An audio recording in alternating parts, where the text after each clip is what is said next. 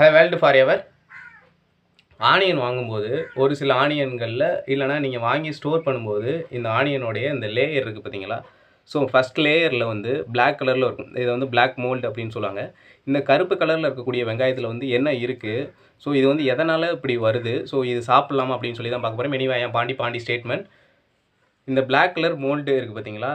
So இது வந்து கம்மியான காற்றோட்டம், அதாவது காற்றோட்டம் கம்மியாக இருந்து ரொம்ப ஹியூமிடிட்டி ஈரப்பதம் வந்து அதிகமாக இருந்துச்சுன்னா, ஸோ இந்த ஃபங்கஸ் அஸ்பர்ஜில்லஸ் நைசர் அப்படின்னு சொல்லக்கூடிய ஒரு வகை பூஞ்சை வந்து இந்த மாதிரி வெங்காயங்களில் மேல் லேயரில் வந்து வளருது. ஸோ இது வந்து வெட்டு காயங்கள் இந்த மாதிரியெல்லாம் இந்த வெங்காயத்தில் இருந்துச்சுன்னா அது வந்து ஈஸியாக வந்து இந்த அஸ்பர்ஜில்லஸ் நைசர் அப்படின்னு சொல்லக்கூடிய இந்த ஃபங்கஸ் இந்த பூஞ்சை வந்து ஈஸியாக உள்ளே போய் இந்த வெங்காயத்தை வந்து ரொம்ப சாஃப்டாக்கி, ஸோ அதுக்கடுத்து இதிலேருந்து ஒரு ஸ்மெல் வரக்கூடிய அளவுக்கு ரொம்ப பாய்சனை கூட உண்டு பண்ணக்கூடிய அளவுக்கு இருக்குது. ஸோ அதனால் பார்த்தீங்கன்னா நம்ம வெங்காயம் வாங்கும்போது மேக்ஸிமம் இந்த ஆனியனுடைய அந்த மேலே வந்து எதுவும் வெட்டு காயம் இல்லாமல் இருந்துச்சுன்னா ஈஸியாக வந்து அந்த ஈரப்பதமும் அதிகம் உள்ளே போகாது. ஸோ அதனால் அந்த மாதிரி வெங்காயங்கள் வாங்குறது எப்பயுமே பெட்டர்.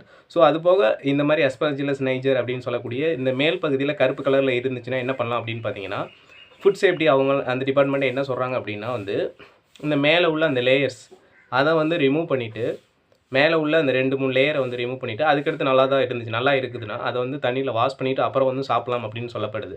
ஸோ அதனால் பார்த்தீங்கன்னா மேலே உள்ள அந்த கருப்பு கலரில் உள்ள லேயரை வந்து ரிமூவ் பண்ணுறது எப்பயுமே பெட்டர்.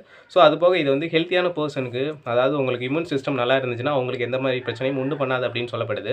ஸோ அதுபோக உங்களுக்கு இம்யூன் சிஸ்டம் வந்து கம்மியாக இருந்து உங்களுக்கு நோய் எதிர்ப்பு ஆற்றல் கம்மியாக இருந்துச்சுன்னா உங்களுக்கு நுரையீரல் சம்மந்தமான பிரச்சனையை கூட கொண்டு போய் இந்த அஸ்பர்ஜில்லஸ் நைஜர் அப்படின்னு சொல்லக்கூடிய இந்த பாக்டீரியா உண்டு பண்ணலாம் அப்படின்னு சொல்லப்படுது. இந்த ஆஸ்மா இந்த மாதிரி ஆஸ்மா அப்படின்னு இருக்கக்கூடிய இந்த பேஷண்ட்லாம் வந்து இதை கொஞ்சம் அவாய்ட் பண்ணுறது எப்பயுமே பெட்டர்.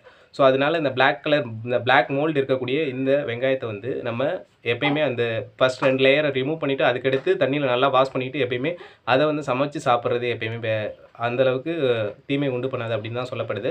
ஸோ அதனால் மேக்ஸிமம் வந்து இதை வந்து என்ன பண்ணலாம் அப்படின்னு பார்த்தீங்கன்னா, நல்ல காற்று அதிகமாக இருக்கக்கூடிய ஏரியாவில், ஸோ அது போல் பார்த்தீங்கன்னா ஈரப்பதம் கம்மியான இருக்கக்கூடிய இடத்துல இதை வந்து ஸ்டோர் பண்ணுறது எப்பயுமே பெட்டர்.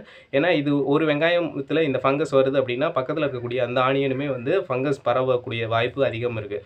ஸோ அதனால் மேக்ஸிமம் வந்து நல்ல வெட்டுக்காயம் இல்லாத வெங்காயங்களை வந்து யூஸ் பண்ணுறது வாங்குறது எப்பயுமே பெட்டர்.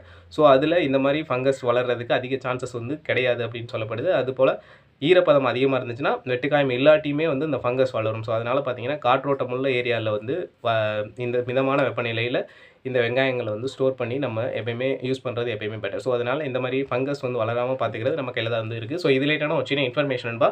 ஓகே, அடுத்த வீடியோவில் மீட் பண்ணலாம். ஓகே, பாய்.